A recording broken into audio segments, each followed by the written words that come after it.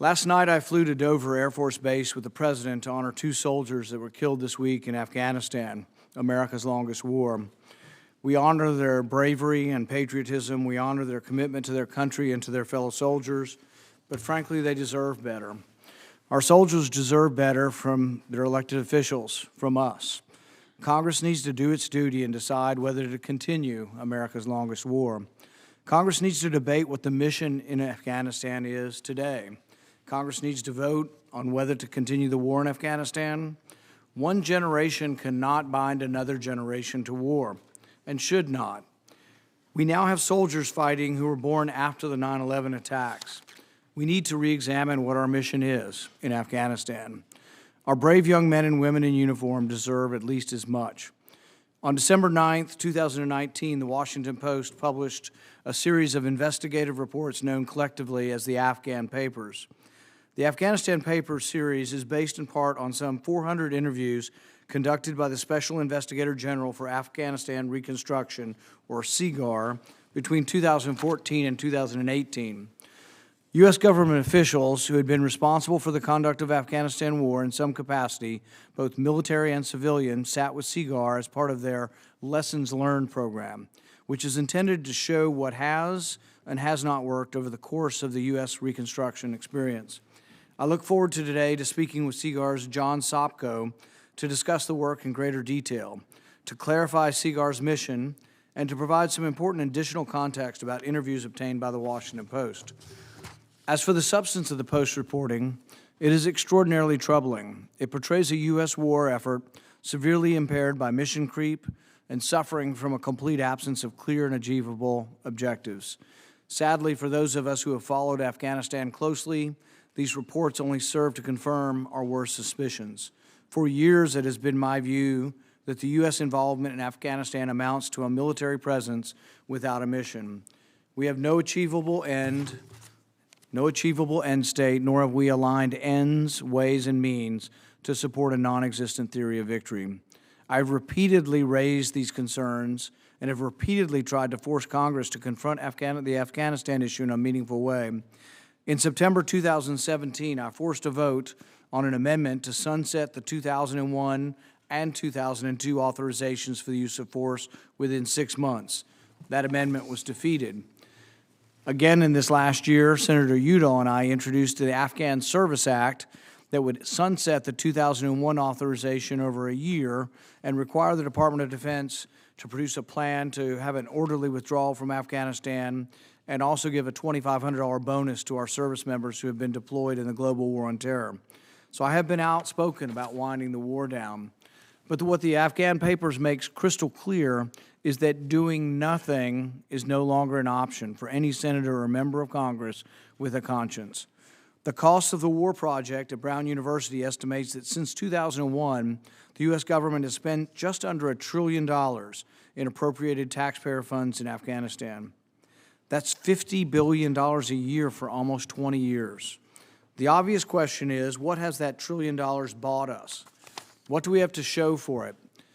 Did $1 trillion make Afghanistan more stable? Did $1 trillion make our military more capable of deterring peer competitors? Did $1 trillion move us one step closer to victory? What legacy costs await us in the future? But beyond the immense fiscal cost lie the even more difficult questions about our continued presence in Afghanistan. The service members who have deployed to fight in the war in Afghanistan, many of whom have deployed several times, including 2 of my staff, have paid a tremendous price. Some 2,400 have laid down their lives and another 20,000 have been wounded, often grievously. How do we honor their sacrifices? Ambassador Doug Lute will also join us today. Ambassador Lute was an advisor to both President Bush and President Obama on Afghanistan. In his 2015 SIGAR interview, he says, quote, "We were devoid of a fundamental understanding of Afghanistan. We didn't know what we were doing." What has changed in Afghanistan since 2015? Anything? Have we learned what we are doing yet? In 2019, U.S. forces dropped more munitions in Afghanistan than it has in any year since 2006. When the Air Force first began keeping track, are we killing the Taliban? Are we trying to bomb them into the negotiating table? What is our mission? As for the prospect of some sort of negotiated settlement with the Taliban, we'll also be joined this afternoon by Ambassador Richard Boucher. One of the key lessons learned that Ambassador Boucher discussed in his interview was that, quote, we have to say good enough is good enough, and, quote, we are trying to achieve the unachievable instead of achieving the achievable. What is in the realm of achievable with respect to our durable peace in Afghanistan? Is the U.S. military presence there helping or hurting the process?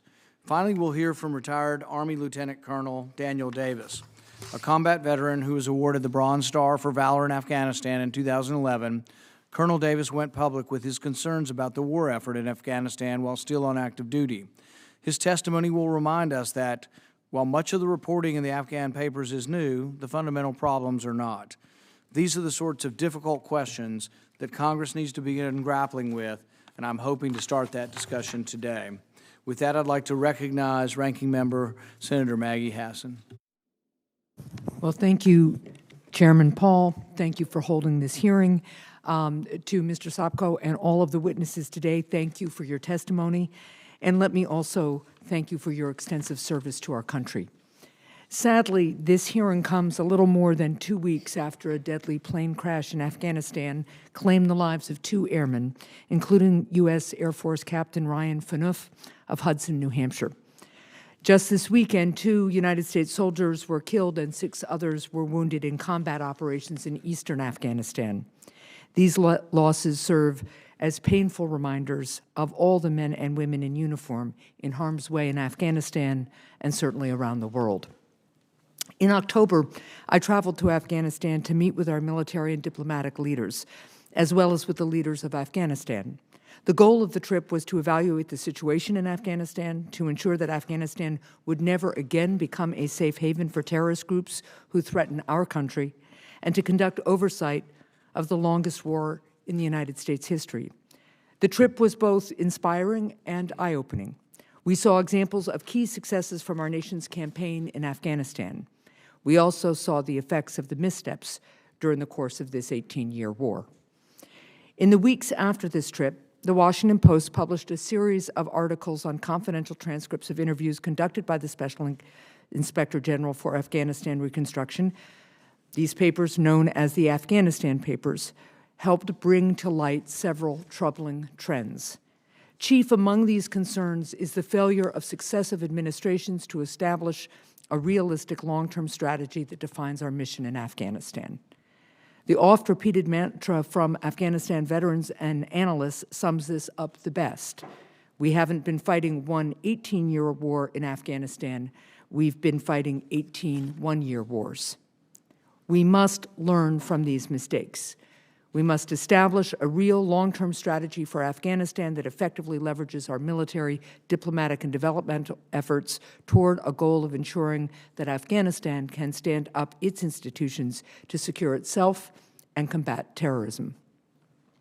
We must also not forget that the ungoverned vacuum in Afghanistan in the 1990s gave space for Osama bin Laden and al-Qaeda to build a global terrorist network that killed nearly 3,000 Americans in the worst attack on U.S. soil since World War II.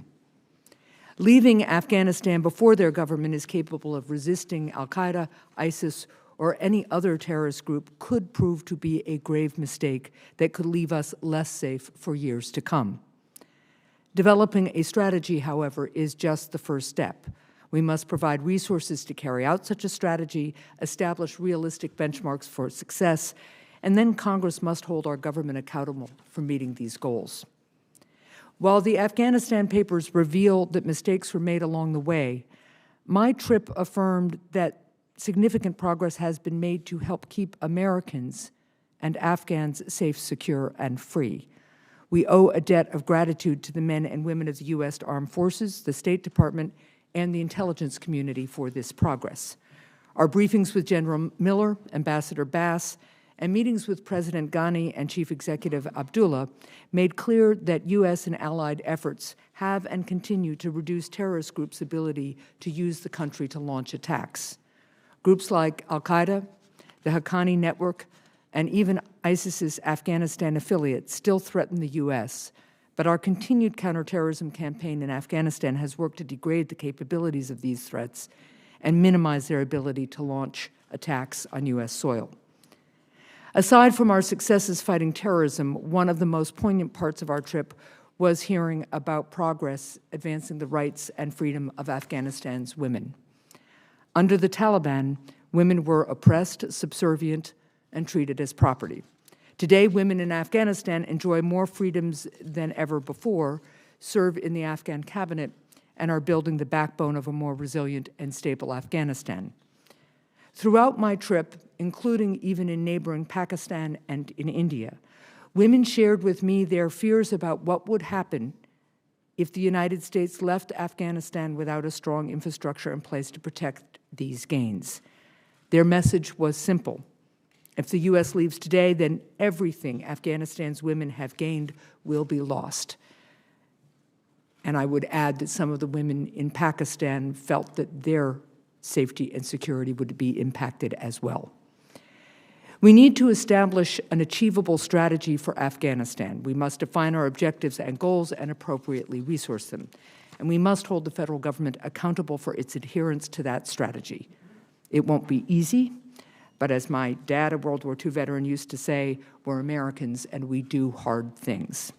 I hope that this hearing can be a step forward in this difficult but critically important work. And thank you again, Chairman Paul, for having this hearing. Thank you, Senator Hassan. And I want to be clear from the outset, our goal of this hearing is to find a way to move forward. I want to find a way to end the war. It's not to cast aspersions on any of those who may have given their opinion. That's what we want from people in government who gave their opinion. And really, if anyone's at fault here, it's Congress. It's not the people who might have been telling us all along there were problems with mission or lack of mission. It's with us not listening. And this is a problem to let a war go on and on and on without Congress ever voting on it. Our first panelist today is Mr. John Sopko, the Special Inspector General for Afghanistan and Reconstruction. Mr. Sopko was sworn in as Special Investigator in 2012, brings over 30 years of oversight and investigations experience to the position. Under Mr. Sopko's leadership, SIGAR's work has uncovered billions in wasteful spending and mismanagement of certain aspects of the reconstruction effort in Afghanistan. Mr. Sopko. Thank you very much, Chairman Paul and Ranking Member Hassan, and any other members of the subcommittee staff. Congress created SIGAR in 2008 to combat waste, fraud, and abuse in the U.S. reconstruction efforts in Afghanistan. So far, we have published nearly 600 reports, inspections, and audits, and have saved the taxpayer over $3 billion, as well as convicting over 130 individuals for misconduct related to reconstruction. Although this is the 24th time I have presented testimony before Congress, today will be the first time I testified before the Senate about our Lessons Learned program and what we have learned from it. And I'd like to pause for a second and second what Chairman Paul said. We owe a debt of gratitude to General Lute, Ambassador Boucher, Colonel Davis, and the over 400 other individuals who volunteered to provide information to our Lessons Learned program. Without their assistance, we wouldn't be here today. Without their assistance, and admitting sometimes failures that occurred, we would not know what lessons we should learn from this experience. And let me just interrupt for just 1 second. Also, all of these witnesses didn't have to come. They volunteered to come today to give us advice. That's absolutely correct. They did not have to cooperate with us either, but they did. And I think we, again, owe them a debt of gratitude. Now, because of the recent press attention, I'm really pleased for the opportunity to clear up some misconceptions from the Washington Post stories. First of all, and I must repeat this because there are some people who still think we issued a report in early December. SIGAR did not issue a Lessons Learned report. We've issued 7 of them, but we didn't issue one in December. Rather, the Washington Post stories were, as the chairman noted, based upon raw interview notes that over the last 2 years we have provided to the Washington Post pursuant to an official legal FOIA. As with everything else produced by SIGAR, our Lessons Learned program's mandate is limited only to reconstruction. We don't assess the diplomatic or military strategies of the U.S. Likewise, we are not opining on whether we should be there or not. Rather, we are the only U.S. government agency that is focused on conducting an independent and objective examination of our reconstruction efforts, and we are applying strict professional standards from the Council of Inspector General. And unlike the Washington Post, we have made practical recommendations to Congress and the executive branch agencies for improving operations in Afghanistan. Here are 6 overarching conclusions from our Lessons Learned program that I leave for your consideration. The first one is that successful reconstruction is incompatible with continuing insecurity. Secondly, unchecked corruption in Afghanistan undermined our strategic goals, and unfortunately, the United States contributed to that corruption. Thirdly, after the Taliban's initial defeat, there was no clear reconstruction strategy and no single military service, agency, or nation in charge of reconstruction. Fourthly, politically driven timelines have undermined the reconstruction effort. Fifth, the constant turnover of personnel, or what we euphemistically call the annual lobotomy, has negatively impacted reconstruction and continues to this date. And sixthly, to be effective, reconstruction efforts have to be based on a strong understanding of the historical, social, legal, and political traditions of the host nation. In light of requests from your staff, we had a couple recommendations for you to consider right now, particularly in light of the ongoing peace negotiations, and in order to protect the advances we have made over the last 18 years, Congress should ensure that the administration has an action plan for what happens the day after peace. Secondly, to ensure that Congress is aware of serious problems in a timely manner, it should require agencies to provide regular reports disclosing risks to major reconstruction programs as they occur. Thirdly, in order to protect the U.S. taxpayer, Congress should condition future on-budget assistance on rigorous assessments of the Afghan ministries and international trust funds' internal control.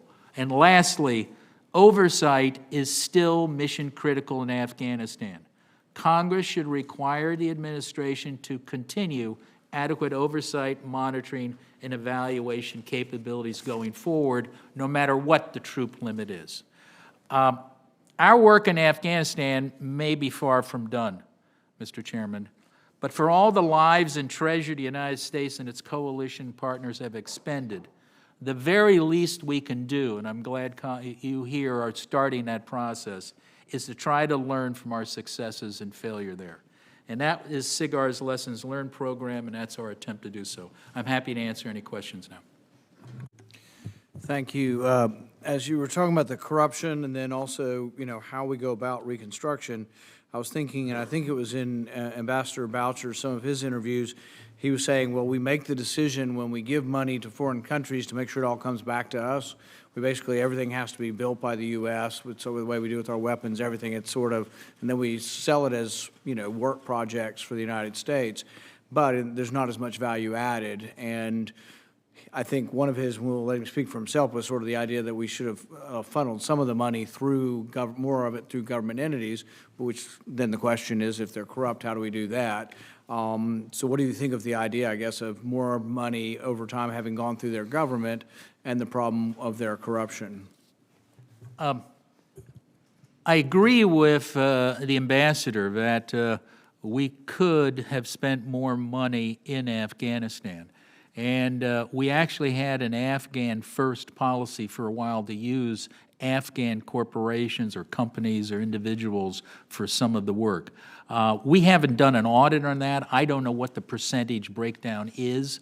But the concern we have is if you give it directly to the Afghans, and there's nothing wrong with that, and it actually could help the Afghan government develop some capabilities, you have to make certain that there are some protections in place, some internal controls. And in the past, we have not seen that. So our job is to caution Congress, before you do it, consider the outcome if you give the money with no controls. Right, yeah, I'm not suggesting it's the answer, I was just interested in your opinion on it.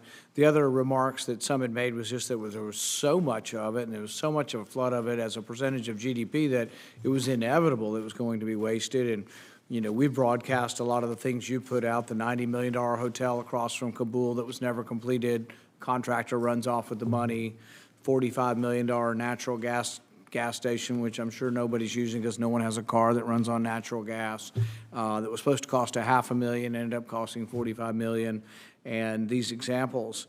So some of it's the nature of the game. You know, government, even in our country, is not very efficient either. So I'm not so sure we've done the best for them.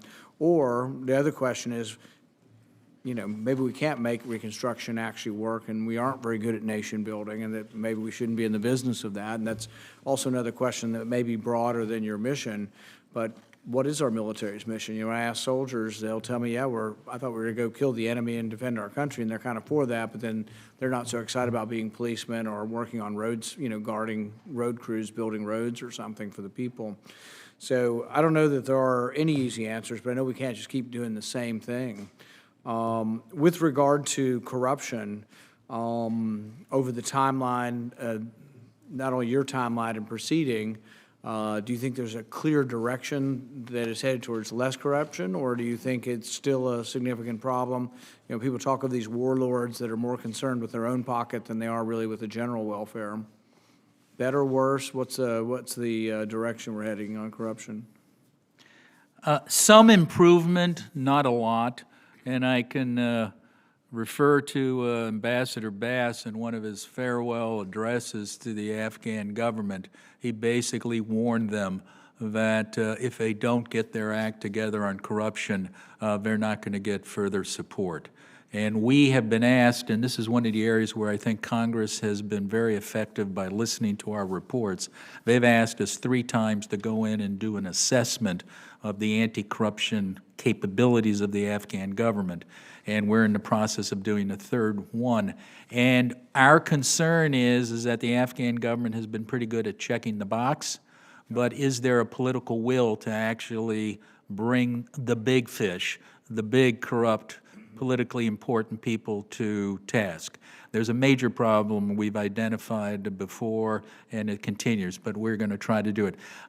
Some improvement, but I can't say we're happy, nor is the State Department or the administration happy with their anti-corruption capabilities. Right. And it's been going on so long, and this isn't the first time, you know, we've been in some sort of reconstruction effort that you got to wonder, everybody's got a new idea for how we're going to tweak it and make it better, new rules, or whether or not, the bigger question is whether or not we should be in the business, you know, of sort of trying to create nations. We, or at least I on my committee, probably a year or so ago, we'd seen these horrifying reports of Afghan generals having, you know, underage male sex slaves. We put an amendment in my committee to say that they would have to certify that that wasn't happening to each different command, military command in the Afghan army, in order to get our money. And my amendment was defeated overwhelmingly because they said it would be too hard to do that. And it's like, really, if you can't have any rules considering this horrendous practice, is there any hope, you know, for doing it? But to so many up here, it's more concerned with shoveling the money out. And if the money we gave didn't work, we need more, you know. And so I tend to be skeptical of the whole process. But I do appreciate your work. I think that it's very important that we have inspector generals throughout government, but particularly in overseas spending, which is, you know, so distant from us that it's an ordeal and a hardship just to get there to see if it's being spent wisely. We tried to go see the gas station, and the military command said it was too dangerous and they might risk lives, and we didn't really want to risk lives, but we shouldn't be building stuff in places where we have to risk lives to even go see it. They're not even going to see it either, so we have no idea if it's still there. And I don't know if your people have been able to go, but we do appreciate you trying. I think the lesson from the Afghan papers is really that let's bring this to a head, not about what people have been saying, but what are people saying now, and where do we go from here. With that, I'd like to recognize Senator Hassan. Oh, thank you, Senator Paul. Mr. Sopko, I'd like to just start by following up on what you did at the beginning of your remarks just now, which is framing the Afghanistan papers in the context of SIGAR's project titled Lessons Learned. Can you describe for us what your goals were when SIGAR started the Lessons Learned project and how you worked to achieve them? Our goals actually came about as a result of questions I received almost from the beginning of my job back in 2013 from members of Congress such as yourself. Yeah. We would present these reports and show waste and fraud and abuse, and congressmen and their staff were asking me, senators were, so what does it mean, Mr. Sopko? I mean, you keep coming in with another horror story. What does it mean? What does all of this mean? And actually it was General Allen, who at that time was head of our troops in Afghanistan, said that, you know, the military will do lessons learned, but is State Department doing a lessons learned on his 18 years? Is USAID?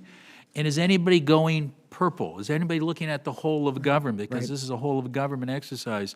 So we went to the National Security Council, which was the only organization that could have looked at the whole of government, and they basically said, go at it. We're not doing it because we're not going to do it again.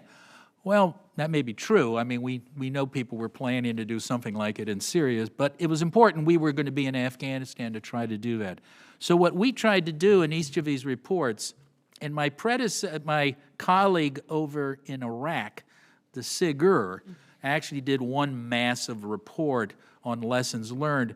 What I thought and my colleagues suggested that we break it down into easily, although I wouldn't say they're easily biteable morsels because they're about 150 pages each, but it's particular issues that experts told us you had to address. The first one was corruption. Then was how about training the military. The third one was on economic development. So we went through a whole series, and as we were doing this, members of Congress and members of the executive branch said, well, here are some other issues you should look at. Right. So actually the last one we did, which was on reintegration, that was recommended by General Nicholson and by Ambassador Bass because they said, this is a topic, we're going to have to do something about reintegrating the Taliban, and we don't know how to do it. Right. So try to develop that. And we're doing something on elections, too, that was recommended by both of them. So that's how the process came about. Okay. And it's fair to say that you all feel, and it's my impression, that the production of these lessons learned report really factor into the broader mandate of the Office of Special Inspector General. Oh, yes. That's part of our job, is to make recommendations on how to improve things. As I mentioned, last October I led a delegation to Afghanistan and other countries in the region, and I met with you as part of my preparations for the trip, and I thank you for that meeting and was impressed to see the extensive work your office has done to provide accountability for the United States' ongoing engagement in Afghanistan. Upon visiting, I was encouraged to see that the American presence in Afghanistan had helped inspire some economic growth, had provided invaluable access to resources and infrastructure, and certainly, as I mentioned in my opening, elevated the status of women and girls. Most importantly, the American presence in Afghanistan has helped to ensure that Afghanistan does not revert to a safe haven for terrorists who may again launch attacks against the United States or our allies. So, Mr. Sopko, while we are rightly focused in this hearing, and we should continue this focus, too, on what went wrong, I also want to know what went right. Are there particular gains that resulted from the United States presence in Afghanistan that stand out to you? And how can we encourage the implementation of SIGAR's recommendations to continue to find success in Afghanistan? Oh, I think certain areas we have seen gains, and that's why we don't want to risk them now by moving too quickly without thinking on our next step. The gains dealing with women and women's issues, I think, is one of them, and I agree with you. I have not met an Afghan woman yet who trusts the Taliban. Right. So they're very worried. Yeah. Now, again, I'm basically talking to Afghan women in the major cities. Right. And most of the women in Afghanistan still live a very dangerous and very precarious existence out in the countryside. That's something to remember. The gains we've made have been mostly in the cities. Right. We have made some gains in health care. Not as much as probably a lot of the press releases have said, but we have made gains in health care for the Afghan people. We have made gains in education for the Afghan people. Again, not as much as I think some of the press releases have said, but we have made some. We've also made gains with the Afghan military, particularly their special forces. Right. Although there is some concern that they're being overused, they're being burned up. Right. We've made some gains with the Afghan Air Force. Again, they're being burned up. We're using it up a lot for a lot of their work. So we have made some gains. I think on anti-corruption, we've made some gains. Not as much as we would like or the U.S. Embassy would like, but we've made some gains. So there are areas where we have seen progress. Let me follow up a little bit. I thank you for that answer. As the Lessons Learned Project and the underlying Afghanistan papers reveal, the United States lacked both a short-term and long-term strategy from the beginning of our armed conflict in Afghanistan. After 19 years and nearly $1 trillion spent, our large-scale combat operations have dwindled. Our humanitarian and diplomatic missions have taken precedence, including attempts to reconcile with the Taliban. However, I worry that without a robust interagency approach from the Department of Defense, the State Department, and USAID, the U.S. will continue to spend taxpayer dollars without clear goals in mind. Has your office been able to determine a defined interagency strategy for the United States' continued presence in Afghanistan? And what, in your view, and based on the work of SIGAR, is the number one thing that we can do to improve the U.S. position in Afghanistan? There is an overarching strategy that was announced by President Trump early, and I think it's about a year or two ago. The difficulty we have, and we've been asking, is how do our individual programs support that strategy? Right. Our overarching goal is to have lasting peace, is to have a peace treaty there which is fair and just to everybody. But we have a problem seeing the anti-corruption strategy, the money we're spending in that area and all of that, how it supports it, and that's what we keep asking for, and we haven't really seen that yet. Okay, thank you. I do have more questions, but I'm out, so why don't you? We'll come back to you, and then we'll finish up. You know, one of the things that I was thinking as we went through, and I think is perplexing to people, is people over here tend to see things as sort of black and white, good and bad. And the Afghan government has done amazing things, you know, for women. There's a woman ambassador from Afghanistan, and it's so much different. It's night and day. So then it's hard for us to imagine why communities are actually voluntarily choosing the Taliban, and it's hard to argue that it doesn't happen. There are parts of Afghanistan that voluntarily, they're not, you know, being bludgeoned to death. They voluntarily are choosing the Taliban over some local warlord. And I think when we first went in, you know, we were trying to defeat the people that attacked us. It was war. And when you have war, you don't always wait for Thomas Jefferson to be your ally. You take the nearest ally that hates your enemy, and you may work with them. So we worked with a lot of people, but that's the problem with staying at war and going into nation building is we still have some of those allies that are tribal fiefdoms involved in the drug trade. There were accusations that even the president of Afghanistan for many years, Karzai, that his brothers were corrupt in the drug trade, some, and in the construction trade and different things. And so with these accusations, how do we go about it? I mean, the thing is then it'd be a much more dramatic step. Do we depose the local warlord? Do we inflict, some form of democracy on these people? So it isn't easy. I don't know if you have a perspective from where you sit on, why people voluntarily choose the Taliban and how we'd make it otherwise. Mr. Chairman, I think you've hit one of the conundrums. It's a wickedly difficult problem. And that's why we focused first, and I think that's why the generals and ambassadors told us to focus on corruption. Because corruption is not only a criminal justice issue. Right. It is a security issue.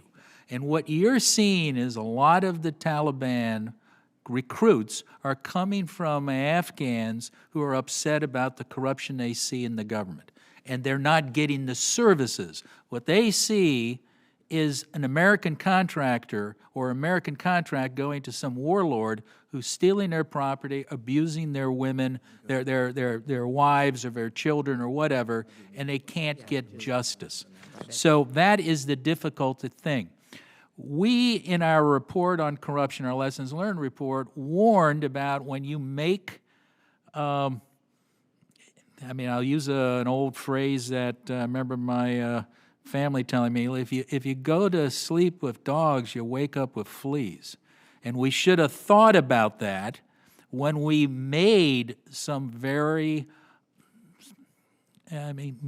big mistakes about our joining with these organizations. So the answer is to slowly, and this can't do it overnight, work with the government of Afghanistan to try to clear out some of these problem corrupt officials.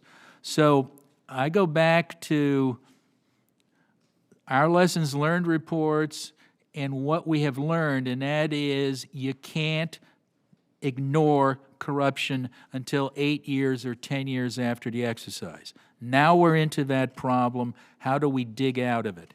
And I think this is when it's going to take time.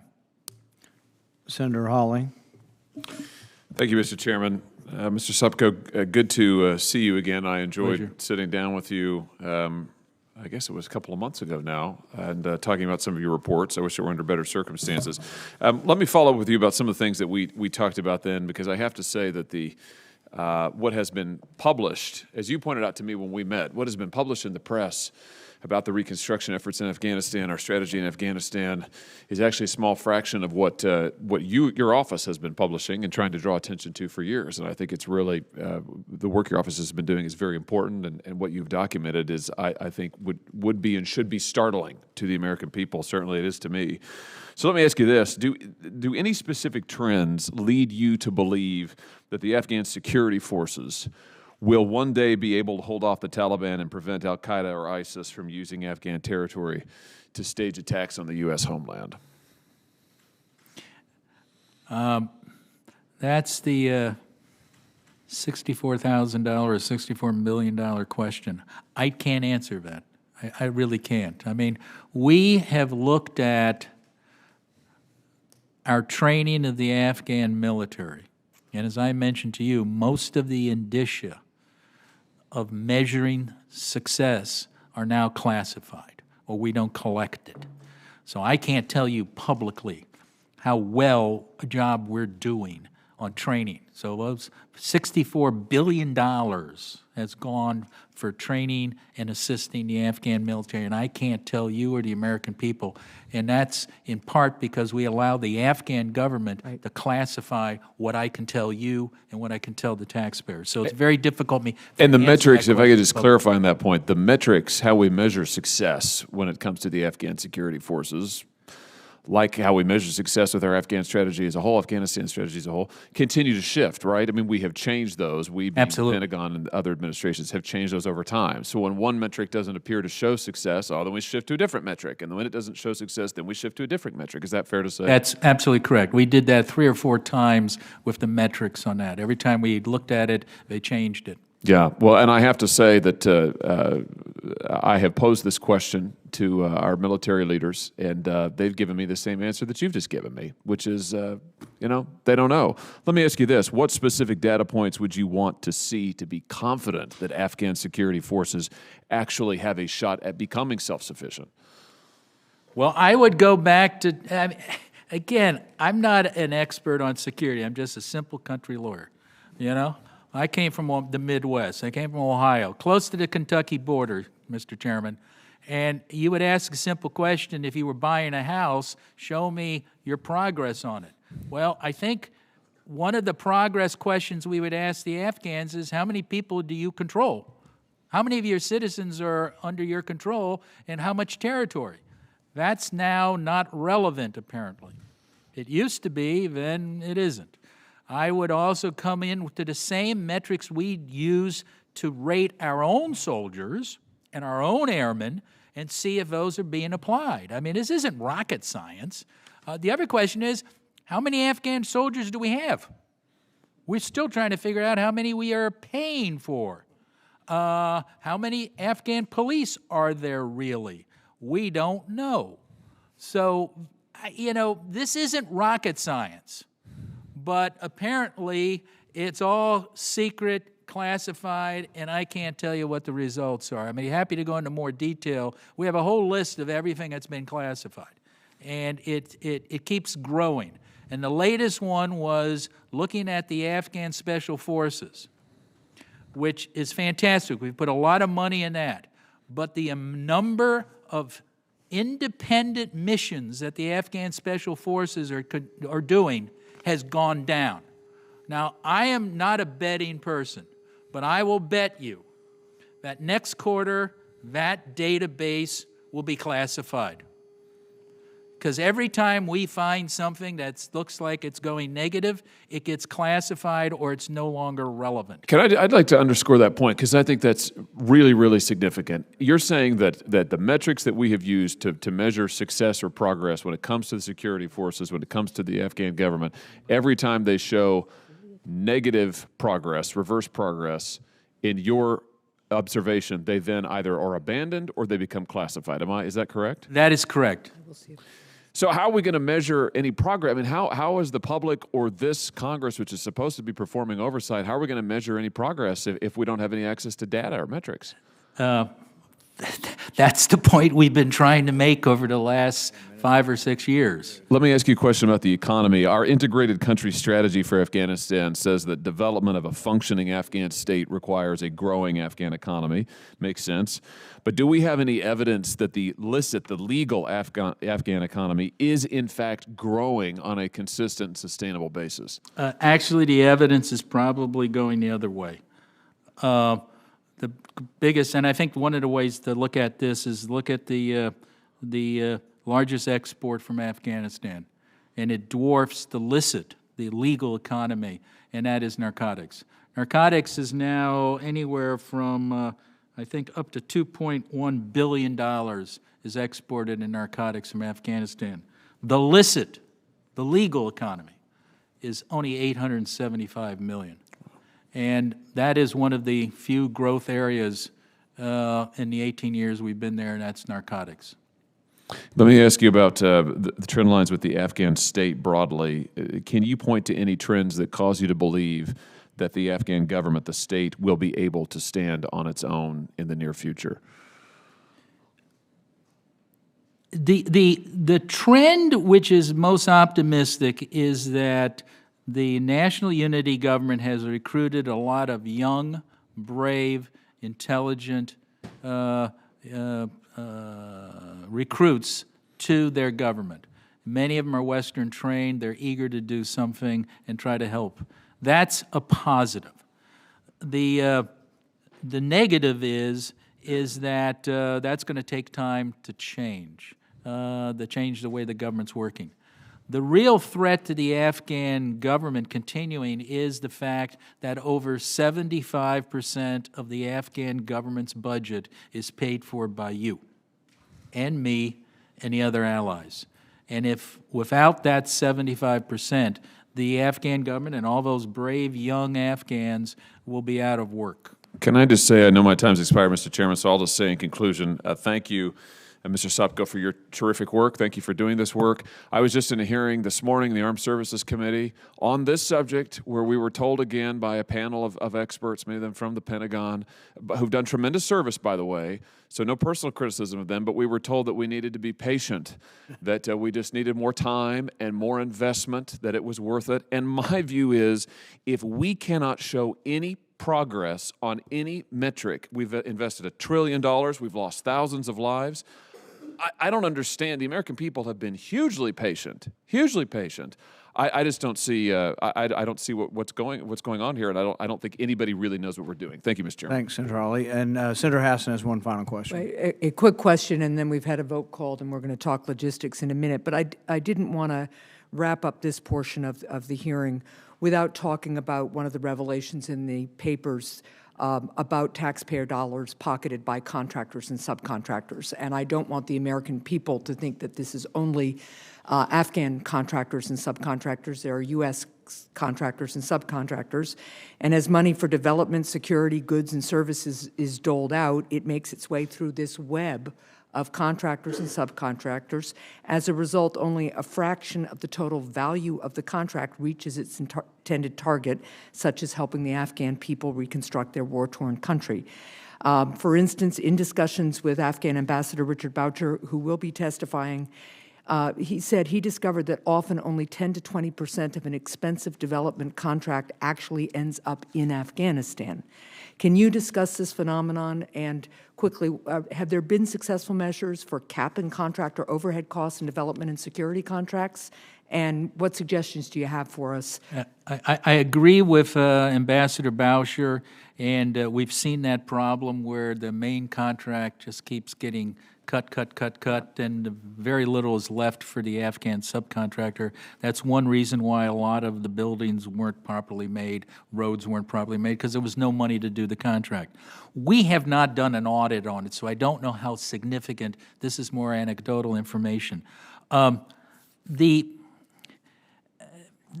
answer is probably to do that type of audit, see how bad the problem is, and try to come up with capping amounts. But we haven't done that. Haven't been asked to do that. The thing to keep in mind is that we did have an Afghan First program at one time to recruit and hire Afghans. I don't know how effective that was. And again, we have not been asked to audit that. Thank you very much. Thank you, Mr. Chair. I think we're going to try to go ahead and hear from General Lute, and then we may have to do the questions afterwards. If he's willing to stay for a little bit, we'll go vote and come back. But thank you, Mr. Sopko. Our second panelist this afternoon is Ambassador Douglas Lute. Ambassador Lute is most recent government service was as the U.S. Permanent Representative to the North Atlantic Treaty Organization from 2013 to 2017. Prior to that, General Lute served on the national security staff in both the Obama and Bush White Houses, where he helped coordinate and oversee the war effort in Afghanistan and South Asia. Ambassador Lute retired from active duty as a lieutenant general in the U.S. Army in 2010 after 35 years of distinguished service. Ambassador Lute. Thank you, Mr. Chairman, Madam Ranking Member. Thanks for this opportunity to appear today to discuss the war in Afghanistan. In this statement, I will briefly outline my views on the vital U.S. interests at stake, the current situation, and one potential way forward. These are in response to the committee's questions to me. In my view, the only vital national interest at stake in Afghanistan is to counter terrorist groups that have the potential to strike the United States, its citizens, and its treaty allies. Indeed, this purpose mirrors the original purpose of our intervention just weeks after 9/11 in 2001, and it remains the core reason for our effort over the past 18 years. Of course, we have other less than vital interests in Afghanistan as well, and this committee may wish to discuss those, but the essential purpose in Afghanistan remains to counter terrorism. In my estimation, we have largely already achieved this counterterrorism objective. Al-Qaeda is much diminished in Afghanistan and Pakistan, with most of its senior leaders killed and those who remain marginalized.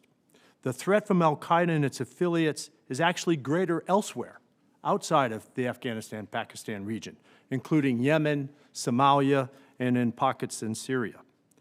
There's a branch of the so-called Islamic State in Afghanistan, but I've seen no evidence that it presents a threat to the United States directly, and it is under pressure from the Afghans, including, ironically, from the Taliban. So this potential threat should be monitored, but I don't think it's existential today. The situation today is a stalemate in at least 3 dimensions. So first, the security situation is stalemated, with neither the Taliban nor the Afghan government, with our support, able to significantly change the control of territory and population. In rough terms, the government controls the major population centers, and the Taliban control much of the countryside, especially in the Pashtun south and east. There's little either side can do to alter this security stalemate. Second, Afghan politics are stalemated, with the final results of the September 2019 elections still not revealed, and the main political factions unwilling to compromise. And third, the ongoing talks between the United States and the Taliban are not moving forward, largely because the United States has insufficient leverage, and the Taliban are unwilling to make the compromises we're demanding for fear of losing cohesion among their ranks. So we're stalemated on all three fronts. Sustaining this stalemate is very expensive. Most significant, Afghans are dying and suffering more than at any time since 2001, including an increasing number from U.S. and Afghan government operations. The United States retains about 13,000 troops in Afghanistan, joined by about 6,000 from our allies and partners. While our casualties are much reduced from the U.S. peak of operations in 2010 and 2011, we lost more than 20 soldiers last year, to include some just most recently, as mentioned in opening comments. This troop presence costs about $50 billion a year. $50 billion, a significant opportunity cost, given the other demands the Pentagon faces. Afghanistan also receives one of the largest U.S. economic assistance packages. It's among the largest in all of the world. So today's stalemate is expensive. My main point today is that the U.S. strategy in Afghanistan is simply out of alignment. Strategy can be defined classically as the alignment over time of ends, ways, and means. Mr. Chairman, you mentioned this in your opening statements. Ends are our objectives, what we're trying to accomplish. Ways are the methods, the techniques of achieving those objectives. And means are the resources required. When these three elements are aligned, in classic terms, a strategy is viable. My view is that in Afghanistan, we have narrow counterterrorism objectives that can be achieved by alternate methods that do not justify the expensive resources we are committing today. Our strategy is out of alignment. In my view, U.S. objectives have rightly narrowed over time since the peak in 2010 and 2011, and today these objectives have been significantly achieved.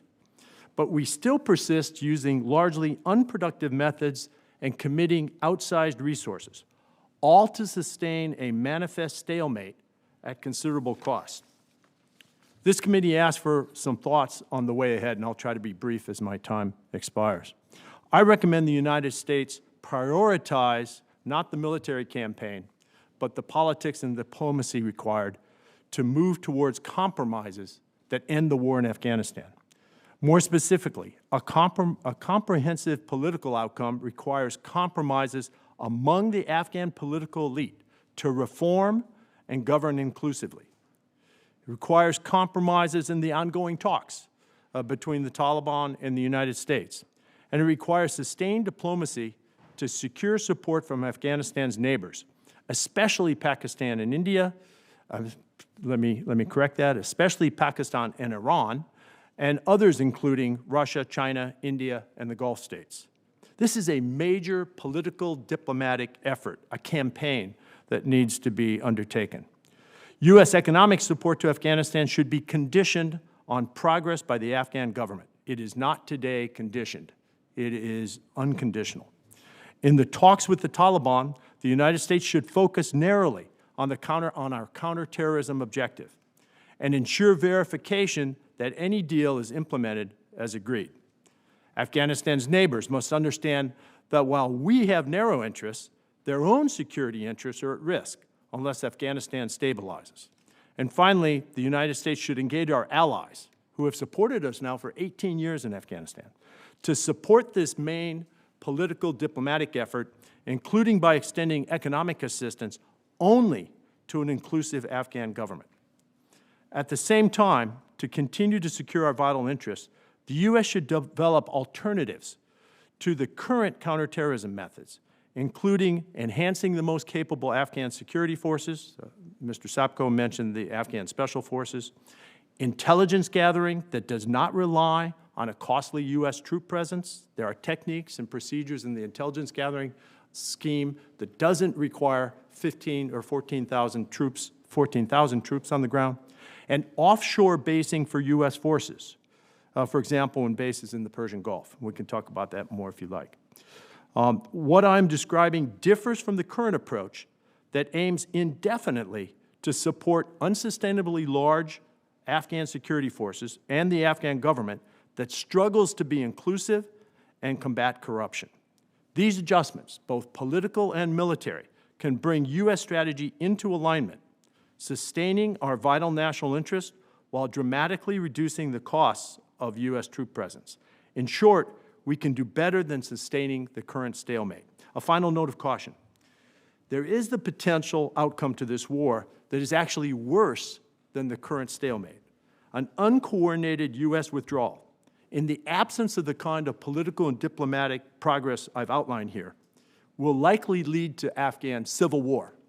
The Afghans have seen this before, after the rapid withdrawal of the Soviets after 1989. The civil war would likely lead to the collapse of the Afghan state and an irresistible opening for transnational terrorists to widen their reach. These are exactly the conditions that define Afghanistan in the years prior to 9/11. Thank you, and I'm ready to respond to your questions, although I understand we'll be flexible on timing. Yeah, we'll probably take about 10 minutes break and go over and come back, but if you have time to stay, we'd love to ask some questions. Great, We'll be back. I'm here. You know, I appreciated your testimony, and I think too often, you know, we really don't discuss the exact mission, and you were very precise what you think the mission should be as counterterrorism. You know, after 9/11, it was also very, very precise. It was 60 words, and the 60 words were basically we go after those who attacked us or aided and abetted those who attacked us, and Taliban was included in that, and I think that's a reasonable interpretation. We went on, though, and the media and everybody else dumbs this thing down and says, oh, and associated forces, and then they talk about everybody in Mali being included under 9/11 proclamation, and it's like, well, and associated forces isn't in what we voted on, and it became this interpretation, but now we're in, you know, Mali, Somalia, you name it, we're in like 30, 40 different countries because of 9/11. But I like the way you made it very specific. The other thing that I think we've had is a problem of overall discussion of foreign policy is we're in many ways governed by a platitude, and the platitude is if we don't attack them over there, they'll attack us over here. You know, we have to fight them over there or we have to fight them here, and I think that's simplistic. I think it may be sometimes true. You know, I think there was a great deal of intelligence that bin Laden had international aspirations, you know, dating back to some of the other bombings, and there was discussion in '98, and that's all sort of history, but I mean, there was at least some evidence. And I think that's why the question to me is important. You say that al-Qaeda is greatly diminished, and I agree. That's what most of the reports, if we're going to be objective about, are not a big presence. ISIS is really not a big presence in Afghanistan either. And then the question is, Taliban is a big group and sort of has a name. But I guess the direct question is, do you see them as a threat? Is there rumors of them plotting to fly to New York or to fly to the United States, or do you see them more as a regional player that wants domination of their sort of where they live?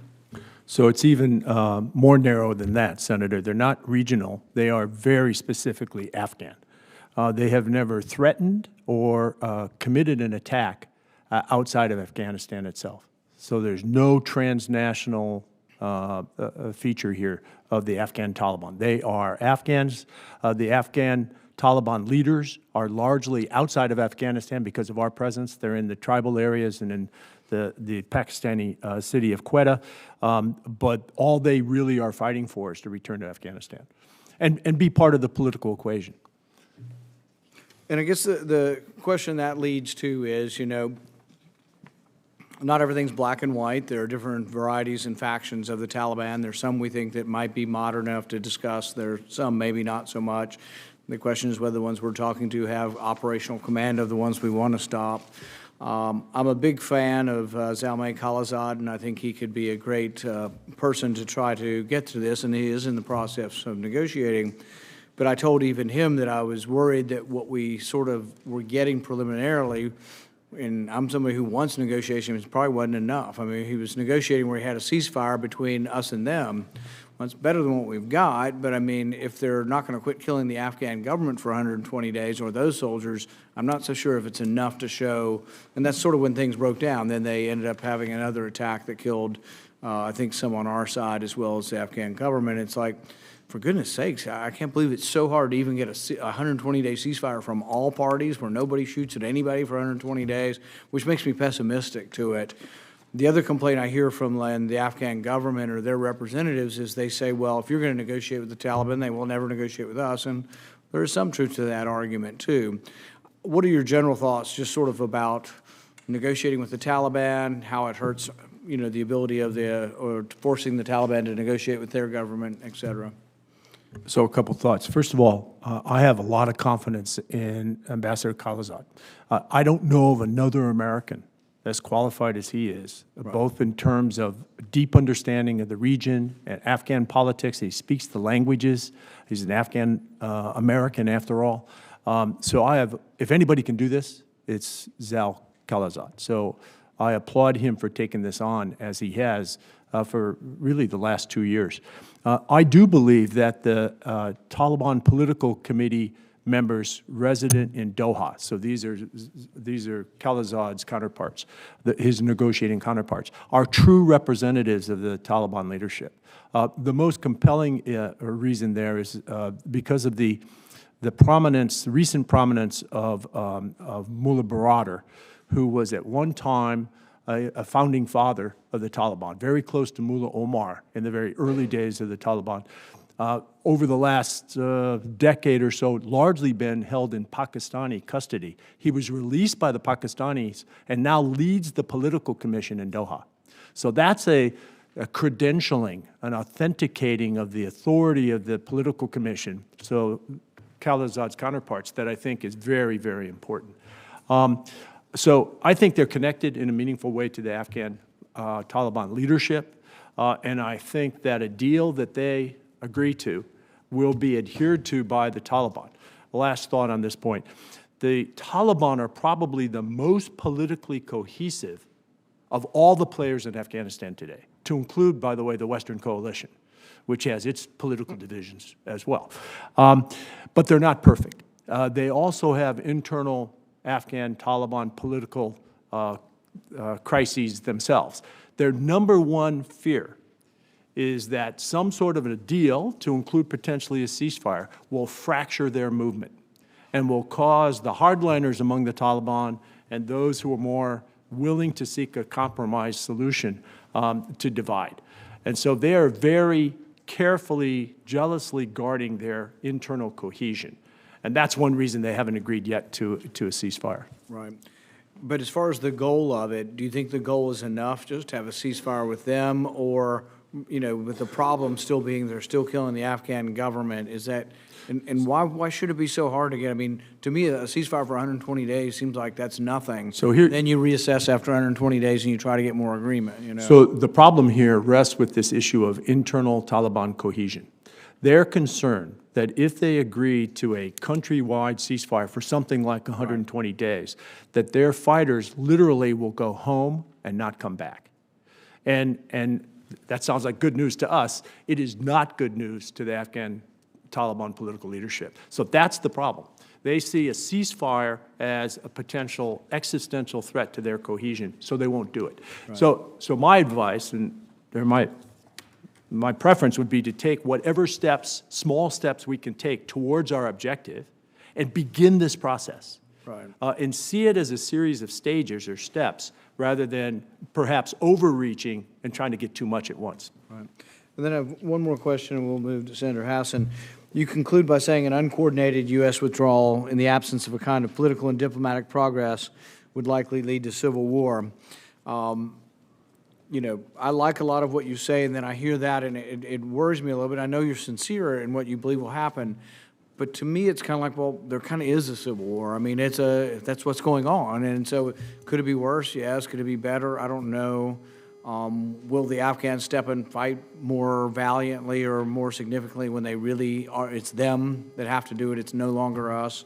And I think they are doing more of the fighting now. But I guess the question is when I hear that, and I know you are sincere and you, I think, would like to make progress, but when I hear it, then I hear, oh, God, we haven't done it in 19 years. We got, how many more years is it going to take to get to what you call would be a, political and diplomatic process, having it coordinated where it doesn't go into chaos. How do we get there if we haven't gotten there in 19 years? What would it take for you to be happy with it? And then does that mean still 5,000 troops, 2,000 troops? Could we get down to where we only have enough to protect a base with an embassy on it or something? What do you mean by that? So the answer goes to some of the points I tried to highlight. So first of all, I think we have to prioritize the politics and the diplomacy. I don't think we're there yet. I mean, for the first time over the last couple of years, we actually have U.S. military leaders admitting that there's no military solution to this. That's a sea change from where we were when I was in government 5+ years ago. So that's important, but it's not yet enough. I would ask Ambassador Khalilzad, does he have every resource he needs to pursue a negotiated settlement? The Inspector General mentioned that Ambassador John Bass has now left Kabul after 2 years of service. He hasn't been replaced. I don't think there's a nominee to replace him. So who's running the embassy in Kabul? Is there an interagency process here in Washington? And Madam Leader, I think you mentioned this notion of who sits above this in Washington, and is there a process by which the State Department, the Defense Department, the U.S. Agency for International Development takes on the lessons that the Inspector General has highlighted and does something with them? I don't know. I'm outside the government now, but it's not apparent to me that there is such a process. So there's a lot we could do that would actually empower Khalilzad's efforts and bring us closer to a negotiated settlement. I think, without going on overly long, we also have to be very, very clear with the Afghan government. I don't think we've been clear enough that the support, the vital support we provide, 75% of their federal budget is provided by us and the other international donors, that's not going to continue unless they make progress on corruption and so forth.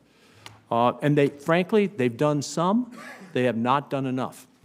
So I think there's a lot we can do with the politics of this situation.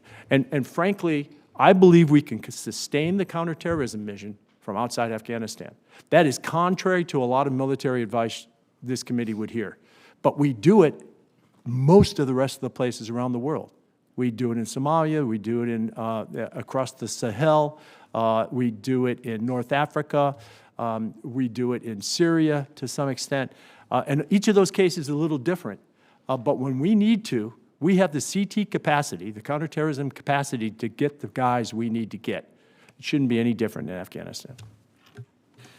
Senator Hassan.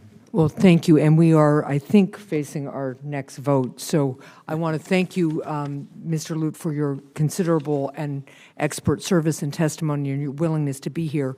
So I'm going to boil this down to just asking you, I think, what's a little bit of a please sum up question, which is, given your experience and perspective here, what should Afghanistan look like when the United States eventually withdraws our military presence?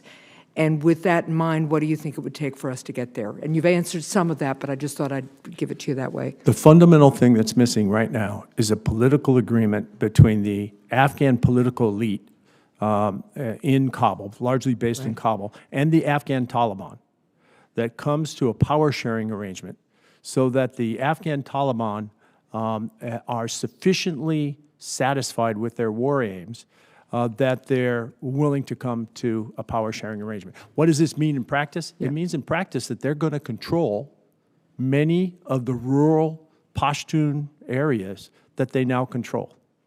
I mean, that's the hard reality here, is that they have persisted for 18 years because they have political traction, and they're frankly more closely aligned with the political culture in some of these rural areas than the Afghan government. So they're not going away. It's time we recognize that. And they should come to a power-sharing arrangement. And I will add, and I would hope with some understanding of honoring the rights of women that have made some progress over the last 18 years. That's, I think, where the monitoring arrangement would have to come into place, right? There will have to be some conditions and some benchmarks and some verification. Okay. Thank you, and that's all I have.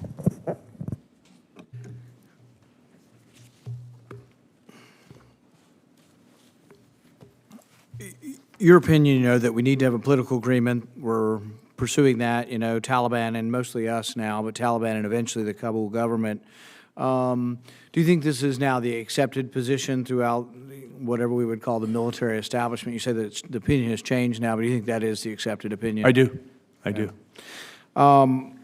Well, thank you very much for not only your long career, but for giving us advice. We'd like to periodically talk to you again, both privately and publicly, about this, and we appreciate you coming in. Happy to help in any way. Thank you. Our third panel will feature Ambassador Richard Boucher. Ambassador Boucher retired from the State Department in 2009 as a career ambassador, the highest rank that can be achieved in the U.S. Foreign Service. Ambassador Boucher's State Department career saw him serve as ambassador to Cyprus and as consul general in Hong Kong, as well as a 5-year period as Assistant Secretary of State for Public Affairs. From 2006 to 2009, Ambassador Boucher was Assistant Secretary of State for South and Central Asia, where he formulated U.S. policy in the region, including Afghanistan and Pakistan. Thank you, Ambassador Boucher. Our fourth and final panelist will also be on this panel, will be Lieutenant Colonel Daniel Davis.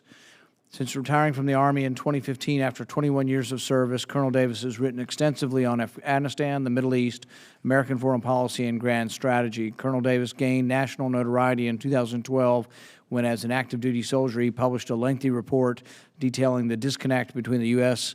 military's lofty rhetoric and the conditions he had experienced firsthand on the ground throughout Afghanistan. We'll start with Ambassador Boucher. Thank you, Mr. Chairman. Ladies and gentlemen, great pleasure to be here to testify today. After almost 19 years, it is time as this subcommittee is determined that we think carefully about what lessons we can learn about our involvement in Afghanistan, but also about the use of military force and how to build stability in foreign lands. In the State Department, I was involved with Afghan policy from 2000 to 2009, whether as spokesman or eventually Assistant Secretary. Since then, I have to say I have no connection to the U.S. government, no access to any information but what I read in the press. But I am glad to see that the Washington Post published the Afghanistan Papers series, and it shows, you know, I don't agree with many of their characterizations, but it shows that there are a lot of people who were deeply involved, who are thinking very carefully about what we can learn from the experience. First thing to remember is this was a war of necessity. We were attacked for the second time on 9/11 by al-Qaeda. Prior to that, we had had diplomatic efforts and sanctions, including UN sanctions, to try to dislodge them from Afghanistan, but that was not successful, so we had to do something about them. And the second thing was, right from the start, we knew that our exit strategy was to help the Afghans put in place a government that could maintain control of their territory and that could prevent groups like al-Qaeda from coming in and reestablishing themselves. So in 2002, we focused on helping the Afghans build a government that would balance all the different interests there. We knew there were warlords. We knew the experience of the 1990s when everybody was fighting everybody else in a horrible civil war. And the goal was to sort of bring people together in a democratic structure and create a certain level of stability. Afghanistan's history tells us that governments worked best when there was a loose central government that coordinated a lot of regional and ethnic players. Revolts happened when the central government tried to impose modernization or impose itself from the top. One has to be very careful trying to bring change to Afghanistan. At first, we operated with a balance of power among leaders, but progressively we built up more and more of a central bureaucracy. Rather than trying to rebuild Afghanistan from the bottom up, we tried to do it from the top down, and we sent our aid workers, our NGOs, our technical personnel, our advisors, our accountants to propose a series of programs, a series of ministries, and a series of bureaucracies that were much like the ones that we knew in Washington. People in the provinces and districts saw a government in Kabul that was distant, that was ineffective, and that was corrupt. And the Taliban stepped into that gap. I tell a story about Governor Shirtsai in Nangarhar in 2006, who told me I need 5 schools, 5 dams, and 5 roads. And I said, why? He said, I need the dams for irrigation, I need the roads so farmers can get their crops to the market, and I need the schools so the kids don't go to Pakistan and get educated in the radical madrasas. And I said, yeah, well, why 5? He said, I got this tribe, this tribe, this tribe, this tribe, and I need one for everybody else. At the time, I thought that was a terrible idea. It was a bad strategy for national development. Thinking back, I think it was a great strategy for stabilization. He had a strategy for stabilization. We tried national development. In the end, what we really needed was stabilization. We also should remember something that you cited before, that Afghan finance minister told me 80 or 90% of the money disappears before it gets to Afghanistan. Why is that? It's not corruption. Yes, Americans have stolen money too. But, you know, we hire a contractor who hires a subcontractor who hires a bunch of consultants, who hires a bunch of security personnel, who flies in airplanes, you know, et cetera, et cetera. And by the time you get somebody on the ground in Afghanistan receiving a benefit, it's a very small portion of all those billions and billions of dollars that you guys have allocated for the purpose. And we focused on big centralized projects rather than on local people who needed roads, dams, and schools. There were successes. We talked about some of them: girls in school, declining infant mortality, roads. We built a lot of programs and buildings, trained a lot of Afghans, but we didn't build stability into the system. And the failure is not just because we focused on central rather than local levels. Fundamentally, if the goal is to build an Afghan government that can provide security and development for its people within its territory, then the Afghan government has to deliver the benefits, not some U.S. government employee or some U.S. contractor. Over time, we did begin to qualify some ministries and Afghan programs like the Solidarity Program for U.S. funds. We spend more money through the Afghan Reconstruction Trust Fund that the World Bank administers that tends to put more money into local governance. But overall, we failed and still failed to build stability because we failed to empower the Afghan government to deliver the benefits of governments to Afghans at the local level. Now, local level financing means there's going to be leakage, corruption. It's a society that's fractured. Like many fractured developing societies, there's corruption. But we need to work out different methods of spending, incentives for achieving results, rewards for good governance and information, and a tolerance for losses that would allow us to work through the government, not around it. We'll lose some of our money in a system like this, but frankly, I'd rather see it lost in Afghanistan than spent on high-priced foreigners before it even arrives in the country. I tried to emphasize local government at the time, but I have to say I was caught up in the machine, the triumph of hope over experience, and one of my regrets is I didn't push harder on this when I was in power or in the halls of power. A few words on Pakistan. Pakistan's obviously a key player. I don't think any country has lost more men and women and children, suffered more attacks since 9/11 than Pakistan. When our goal was to get al-Qaeda, our cooperation was excellent. Over time, as we moved from a focus solely on al-Qaeda to the Taliban to other groups, our interests and Pakistan's interests began to diverge. Rather than acknowledge that divergence, acknowledge their interests and negotiate, we've tried again and again without success to dictate what Pakistan must do and should do. And that leads to all the resentments on both sides and the accusations of duplicity that prevail today. So a couple final thoughts. First, we are providing more and more of our assistance through Afghan government, although as far as I can tell, not at the local levels that really touch people and promote stability. Second, our military presence has been drawn down, but not yet to the point where our focus should be solely on the remnants of ISIS and al-Qaeda. We should continue to come down rapidly. Third, as was mentioned, we need to strongly support the negotiations being conducted by Ambassador Khalilzad for stable withdrawal of troops and for negotiations among Afghans so that they can decide the future of their country. But fourth, there's a much broader and bigger global lesson. America needs to lead with diplomacy. The global effort to eliminate the terrorists and all those who harbor them will never be achieved by military means. They will be achieved by capable governments who provide for their populations. That requires more diplomacy, not more interventions. We need to lead with diplomacy backed by a military capability, not the other way around. And most importantly, we need to fund diplomacy so that America can lead. We've achieved our initial goal of ridding Afghanistan of an al-Qaeda group that attacked us. Now let's focus on helping the Afghan government control their territory. In sum, in my view, it's time to come home. Thank you. Couldn't agree more. We're going to take a quick break. I've got to go over and vote in about 10 minutes, and if you can both stay, I'd love to ask a couple questions. Absolutely. Thank you. Thank you, Ambassador Boucher. Let's go to Lieutenant Colonel Dan Davis.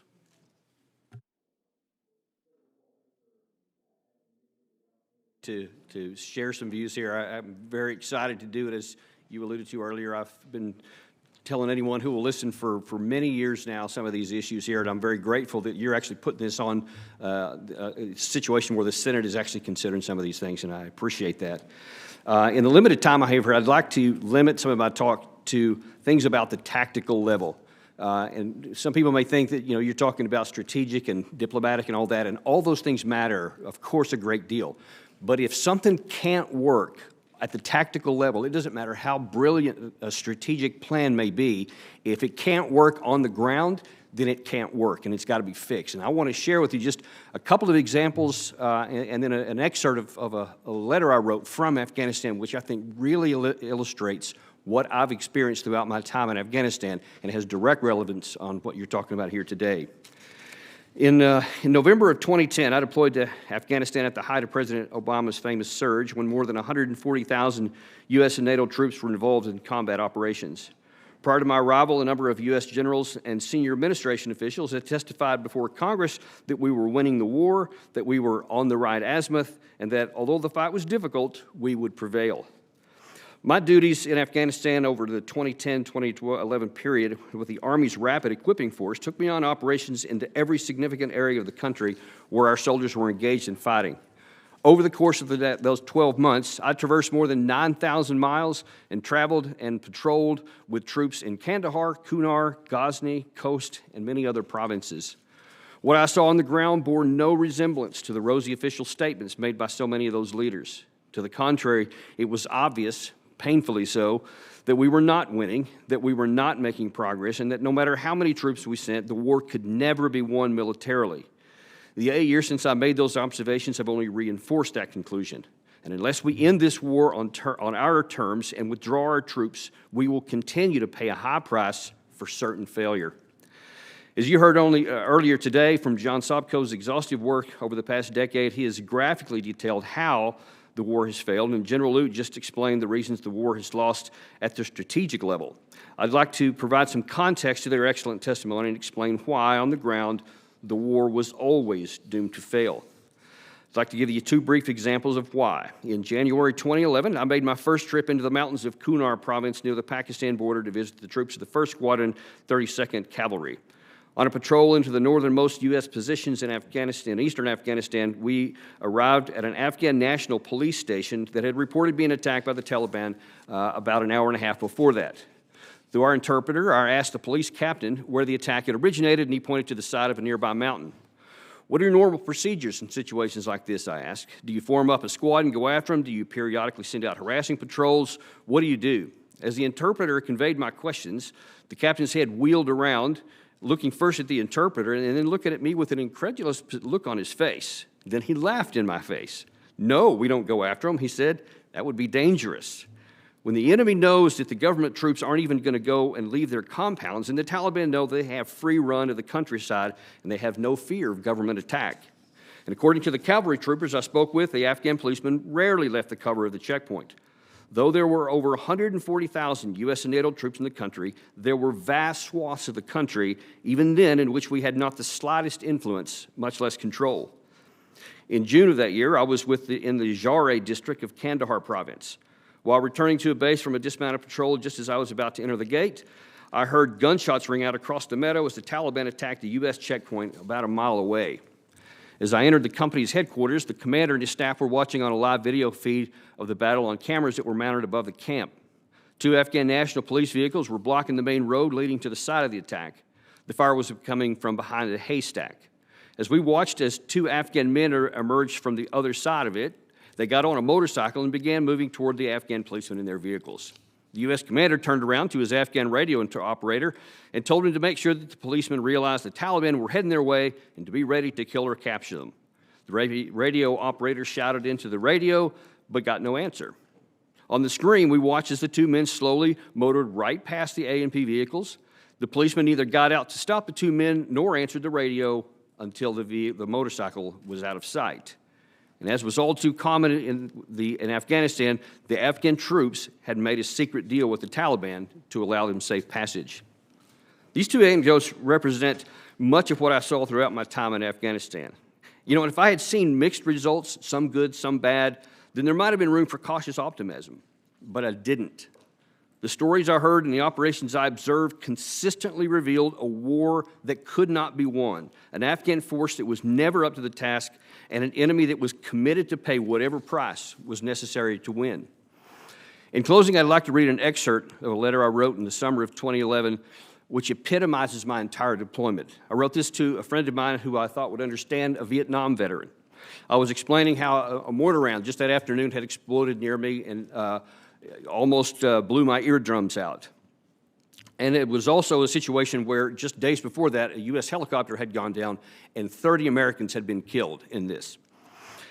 And I wrote to him and I said, you know, even with me, a common theme among the quotes that I saw of the family members when people are talking about what happened to those people and they're describing them in the media, was that they talk about how they had the patriotism and a love of country. And it made for a tragic but heartwarming story for the readers, but to what end? For what purpose? For what greater good did those 30 die? And even with me, just a difference of a few millimeters at the launch site of that mortar tube, and I'm joining those 30 in a coffin of my own. Well, I frankly don't give a crap if I go out that way. That's just part of the job, as you know yourself. The thought grieves me deeply when I think of how it would have affected my family. What would they tell my sons their dad had died for? What are any of those who survived told? Or even worse, what about those who get arms or legs blown off and become a burden on their families? So what is all this remarkable sacrifice for? Nothing. We are here to keep fighting and dying so the clock can run out in 2014. That's the part that's so maddening. We're conducting mission for mission's sake. We go on patrol, we do night ops, etc. We kill a bunch of Taliban. Taliban kill and maim some of us. And all this is done to no operational or strategic purpose. Good grief, there isn't even a tactical benefit. Everybody knows we're in the 4th quarter and the clock is running out. This whole thing could have been wrapped up by now. In the next few months, we could end this war. We don't have to go another 2.5 more years of killing and being killed, but we will. As I said, this stuff is really starting to get to me. That was written 8 years ago, and then everything that's happened in those intervening years have just reinforced this, to include this past weekend where yet 2 more men for no purpose have died, and their families are now going to suffer egregiously. That stuff needs to end. Thank you. Thank you. And, you know, it gets to the heart of the matter, and people act as if the Pentagon Papers being released is something brand new. I mean, people have been talking about the absence of mission for a long time, yourself included and others. I read the book, Steve Cole, I think it's Cole, the director at S, and in that he quotes from Holbrook, and Holbrook apparently does before the surge, this big, monstrous, hundreds of pages report that he turns in, and, you know, Steve Cole lists several of the items, but one of the items he lists is that our mission lacked focus then, that we really didn't, it wasn't clear what our mission was. So this is before the surge. But I guess what perplexed me is the next item, the next bullet point from Holbrook was that he was all for the surge, and he was all in, and we needed to do the surge. I mean, how does that happen that we were questioning the mission before the surge, and so I guess people say, well, maybe 10,000 is not doing it, or 20,000, 100,000 will work, but then 100,000 sort of works, the Taliban leave, and then they come back when we start diminishing numbers, and it didn't work. And so I think we're finally getting to the mission of it, but it's taken 18 years, and I guess I'll ask each of you, and we'll start with Ambassador Boucher. You know, how does someone like Richard Holbrook, who has all this experience, acknowledge that there's a problem with the mission, but then advocate for the surge? So Richard Holbrook replaced me as Assistant Secretary for South and Central Asia. So I'm trying to think if I ever advocated for a surge. I don't think so. But I guess part of it is, I made some reference to it. You get caught in the machine, you get a direction from the president, and you're trying to help him do what he wants to do, which is get out, but get out leaving behind as good a situation as you can, and knowing that he and you are going to face a lot of criticism if you leave and there's an attack, or the Taliban take another town, or the rights of women are lost in a large part of the country. And so it's very difficult. I call it the triumph of hope over experience, and we keep doing that. And so if, particularly, if the guys in the military tell you there's, we need a surge, if we only do this, for 6 months, it'll be okay, we can do it. But really, we have to more and more often say, how did that work out last time? And what's that going to do this time? And I think even by that time in Afghanistan, there was ample evidence that more fighting was not going to get us to where we wanted to go. Lieutenant Colonel Davis? Yeah, a lot of people want to say, well, you do your best, and you get a mission, and especially as somebody in uniform, you can give me a crazy mission, something that doesn't look like it has any chance, and I'm going to do everything in my power to accomplish it. That's one of the good things about the can-do spirit. But the negative side of that is that when you see graphically, fundamentally, that the objective given to you by a member of the government that can't be accomplished, then you have an obligation to say something. And unfortunately, I think a lot of them just said, well, maybe I can do it. Maybe I can do something that other ones can't. But I'll say that in 2009 and in 2010 both, I wrote an article in the Armed Forces Journal, 2 separate pieces, that laid out why we should not surge, why that we should seek alternative endings of the war at that time, before a surge. There was many things that could have been done. The Taliban had signaled that they were willing to talk back then, and from a position of strength, we could have had a lot better negotiating. But no, people said, no, we want to force them into a weaker position, so they continued to go in and fight. But then you have, even as late as 2015, you have Anthony Cordesman, who's long been talking about, very graphically, the reasons why these things can't work. And he talked in 2015 how we didn't even have a strategy. He said, literally, you're just conducting operations, but there's not even a strategy that you're seeking to obtain. And now then, here we are 5 years after that, and still in the same situation. And at some point, I think that we've got to come to the point where we say, it would be great if we could do a lot of other stuff. I would wish these outcomes, but somewhere reality has to step in, and we have to do what can be done, especially when you're talking about it costs lives of men to keep going. And how common was the beliefs that you were having at that time that we lacked mission and focus and strategy? Common to many of your other fellow soldiers, or uncommon? How common were your opinions? Senator, I never saw anybody, and I'm not exaggerating, at the time on the ground that thought, this has a chance to succeed. Not one person I talked to did, and they could all show you graphically on the ground why. And so every one of them just contented themselves with conducting the tactical operations that they were given, because they can accomplish any of the tactical missions without a question, because they're great at that. But they knew that it wasn't going to result in what we wanted it to. Senator Hassan. Well, thank you, Mr. Chair. And again, thank you to both of our witnesses, Ambassador Boucher and Lieutenant Colonel Davis. Thank you for being here and for your service to our country. Let me start with a question, Mr. Ambassador, to you. Your discussions with the Special Inspector General, as detailed in the Afghanistan papers, demonstrated that the United States continuously contracted with individuals in Afghanistan who did not share our goals and interests. In some cases, their goals were in direct opposition to the interests of the United States and its allies. Is there a mechanism in place to thoroughly assess the risk of contracting with certain Afghans? And who's ultimately responsible for deciding whether to contract with these individuals? I think we're going to have to work with people we don't like. Yeah. We're going to have to work with nasty people. We're going to have to work with warlords. Some of these people can be brought into I should say, an acceptable relationship with the government, an acceptable management of funds. We can use financial incentives. We can use supervision. But I think in the end, the contractual relationships that we had were many times sort of driven by what the colonel said, is that people making tactical decisions, how do I get, how do I protect this base? How do I make sure that there are no attacks in this area? How do I manage this program? Would make accommodations with individuals. Yeah. Without any further requirements. And so there were a whole series of compromises being made every day. And having a set of programs that are run on a results-driven basis and,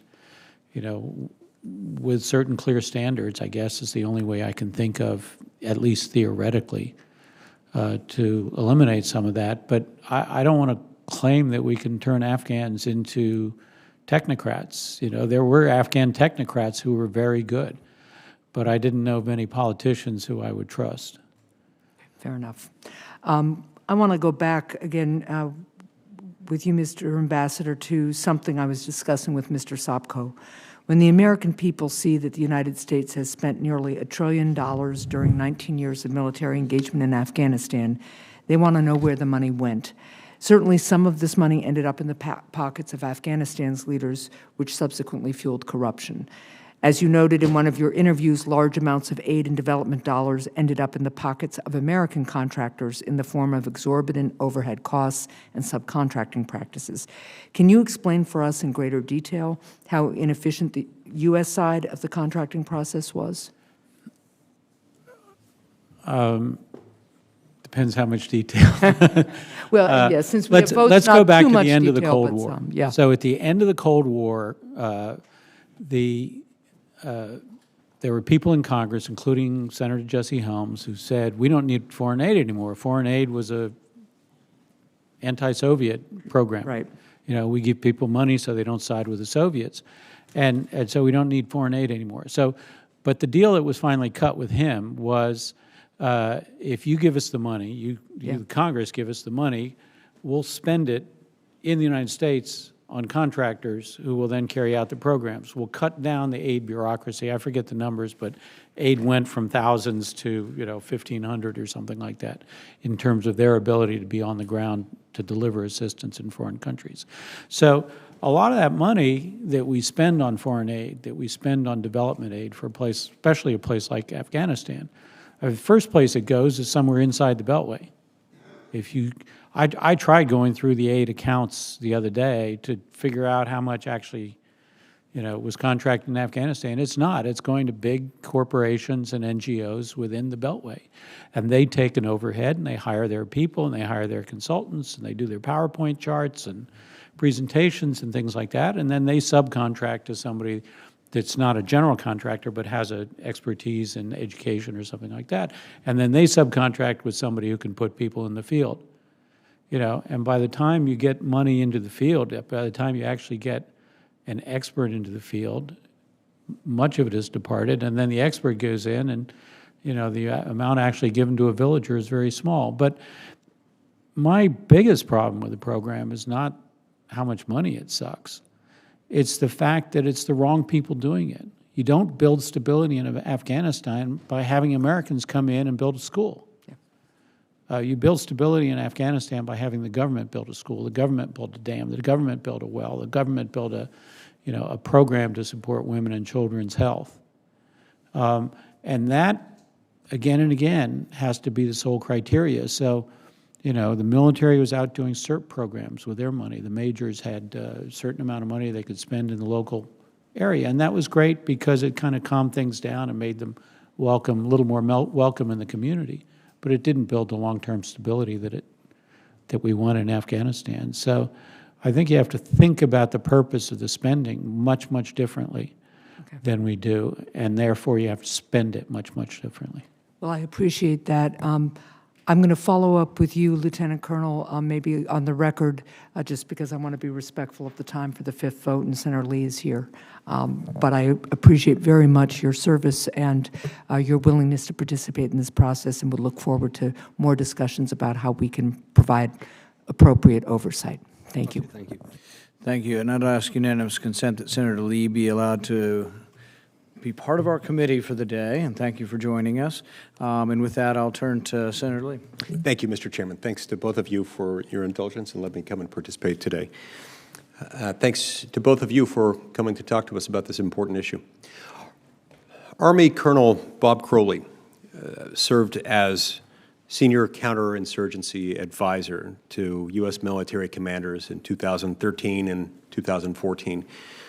He stated, quote, "Every data point was altered to present the best picture possible. Surveys, for instance, were totally unreliable, but reinforced that everything we were doing was right, and we became a self-licking ice cream cone," close quote. I quote that partly because I really like the expression, self-licking ice cream cone. But in all seriousness, it reflects something that's very disturbing. This goes beyond the run-of-the-mill type of waste, fraud, and abuse situation that we see. The stakes are higher nowhere than they are when we put American blood and American treasure to a very substantial degree on the line. So what this reflects is a prolonged pattern, key points during this nearly 2-decade-long war effort, during which the American people were actively, knowingly, willfully deceived. They were lied to. This is clearly unacceptable, and in fact, describing it as such almost doesn't do justice to the concept of unacceptability. As a republic, it's wrong for us to have a government that provides deliberately false information to the people and to hide the truth from Congress, from the people's elected lawmakers, whose job it is to make sure that we set the right policy and that any wars that we're fighting are morally and legally and constitutionally justified and are bringing the benefits to public safety that a war really needs to be able to command in order to justify its existence. So, Colonel Davis, I'll start with you. How can the Pentagon rebuild and reestablish trust, the kind of trust in the American people that it needs to have? Well, first of all, Senator, there has to be a decision at the very top that dishonesty is not going to be tolerated. And unfortunately, I almost chuckled, perversely so, I suppose, when you're talking, because to us on the ground, I mean, that was like common knowledge. Everyone knows that. Especially anytime a Codell comes over, they're shown what they're supposed to see. So they come in there, and the intent was that we're going to show you everything to reinforce your belief that this is going in the right direction, and all the things that we told you when we were sitting in these halls here to talk about and telling you how good things were going, we're on the right azimuth, et cetera. And you will only be shown briefings and data points and everything that just seem to just absolutely make it look like that's great. Well, the people underneath it that were putting this stuff together, of course, we know what's not being shown. We know the things that you're not seeing, the places you're not being taken to, and we knew that if you were, of course, it would be a dramatic, if not radically different outcome. But that's the honest truth is, and I just got to be frank with you, sir, a lot of the people over there in the military think that you guys aren't smart enough to be able to make those determinations. So we don't want to show you a comprehensive viewpoint. We just want to show you what you need to see so that you can go back and do the right thing. I'm just being blunt about it. Right. And that happens routinely. And that was one of the big drivers that led me in 2012 to come out and say, no, this is not right.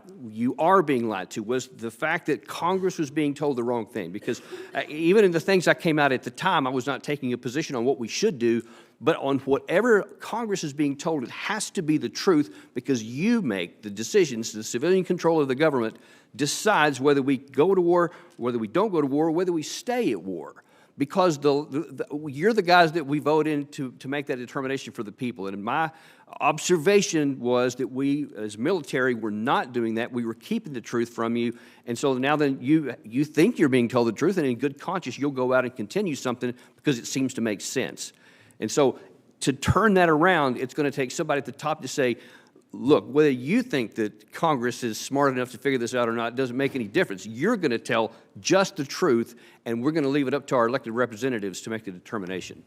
So what you're describing, in effect, is a significant disconnect between what was happening on the ground and what officials within the Pentagon were telling SIGAR on the one hand and what they were telling Congress on the other. Is that right? Well, not necessarily Cigar specific, because he actually got a lot of accurate information, but definitely what was being told in hearings. Okay. So what are some of the barriers, what are the obstacles that were in the way of them telling the truth to Congress? Was it just an assessment? You described something a minute ago that perhaps some of the people on the ground were thinking members of Congress aren't smart enough to handle it, although we're certainly not going to be smart enough to handle it if we're not given the accurate information. It's not as if we have the ability to go to a different tour guide. It's not as if we have the ability to tour some of the countryside on our own without them deciding where we can go, because they're always going to be in the driver's seat there. Well, I can give you a perfect example of how that works. It's institutionalized. When I came out in February of 2012 with my article and it hit the New York Times and it blasted all over the place, there just happened to be a scheduled Pentagon briefing the next day with the three-star ground commander for U.S. forces, General Scaparrotti at the time. And they asked him about this. They said, hey, did you see this report that just came out? What do you think about it? And he says, well, I saw it, but that's one person's viewpoint. You know, I mean, if you just look at one point, you could come up with the wrong information or the wrong idea. But I see all of these things you know, that are balanced. And in my view, you know, we're right on track and our assessments are actually right. Well, see, the idea is I can't tell members of Congress the good side and the bad side, because then you might accidentally, incorrectly think, well, then we should shut the war down. So you're only going to be shown what is the right thing to do, and that is to continue the war. Nothing to see here. Yes, sir. You know, I remember September 11th as if it were yesterday. My daughter Eliza was a baby at the time. Shortly thereafter, as you recall, we undertook the war effort in Afghanistan. At the time that occurred, I remember being concerned. I didn't hold public office, didn't work in government, just as a private citizen. But what we were told was there was a clear objective. Clear objective was to retaliate against al-Qaeda for the September 11th attacks and to make sure that Afghanistan didn't serve as a stronghold where the Taliban could gain momentum and establish a sufficiently strong foothold so as to launch other attacks on the United States. Since then, 19 years have elapsed. My baby daughter Eliza is now in college. We're still there. That war is still going on.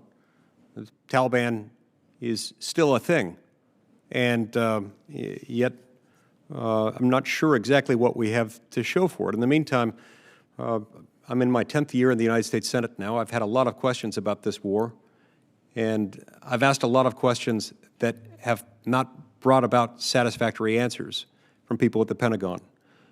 Notwithstanding my persistence in asking or my attempt to be thorough in the manner in which I answered questions. I sensed for a lot of the time that something was terribly wrong because some of the answers didn't seem to make much sense. But I guess what I'm getting to is I'd like to know from you, what is the objective in Afghanistan? I'm not sure I know anymore. Yes, sir. There, in the initial, you were dead right. President Bush gave an absolutely militarily attainable mission in October of 2001. It was absolutely correct. It was something we could do. We had the military capability to do, which was to defeat the Taliban and to degrade the al-Qaeda's ability to conduct operations against the United States. Those were absolutely accomplished 100% by about, maybe as late as this next summer. So by 2002, then we should have returned because there was no military mission left to accomplish. We absolutely annihilated the Taliban. We didn't just defeat them. So at that time, there was no military foe left to keep our troops there for. Many people often claim that, when Bush went to Iraq, he took his eye off the ball and that's what caused the problem. No, there was no ball to keep your eye on for a number of years after that. We should have retired, but President Bush then and President Obama deepened later on changed the mission to a nation building which cannot be accomplished with military forces. Hence the self-licking ice cream cone metaphor. Yes, sir. To answer the next part of your question, there is no strategy right now. None. There's no strategy that, if you accomplish A, B, and C, the war will be over. Nothing like that exists. We're merely conducting operations with no objective. So if that's the case, Colonel, at what point do we say, okay, that's it, this war is over, it's time to go home? Or is this indeed an indefinite conflict, a war in 2012. perpetuity? 2012. That's when we should have done it. We should absolutely do it right now, because every day that goes forth, you're going to have more men like those who were murdered over the weekend for no good. Everybody says they're heroes and all this stuff, but, sir, we have to be honest and say they lost their lives for nothing. They didn't defend American democracy. They didn't secure our safety. They were just killed because we won't shut the war down, and we just keep going. And that just grieves me more than I can even explain to you, sir.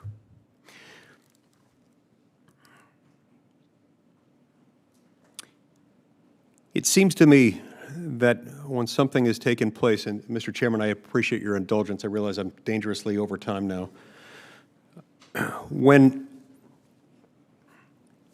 the United States has been involved in a conflict for this long, it has cost us as many lives as it has, that has produced literally tens of thousands of American casualties and thousands of deaths on top of those, on which we've spent trillions of dollars,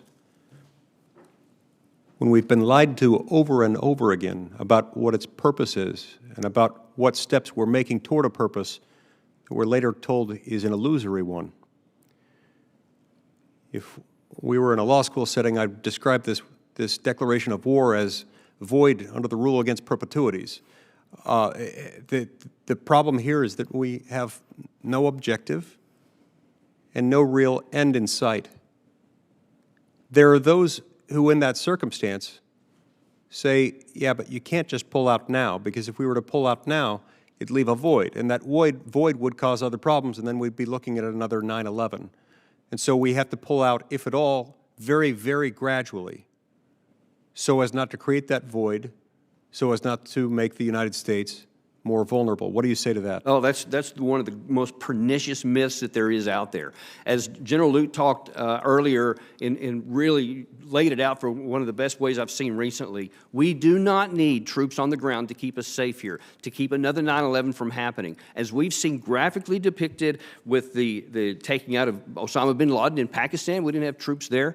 With al-Baghdadi, with Soleimani the other day, with the guy from AQAP in Yemen, even after that, we can take out any direct threat to the United States anywhere in the world that they come to because of our extraordinary power to project power and our intelligence, surveillance, and reconnaissance. So that is taking place everywhere, regardless of where the threat may arise from.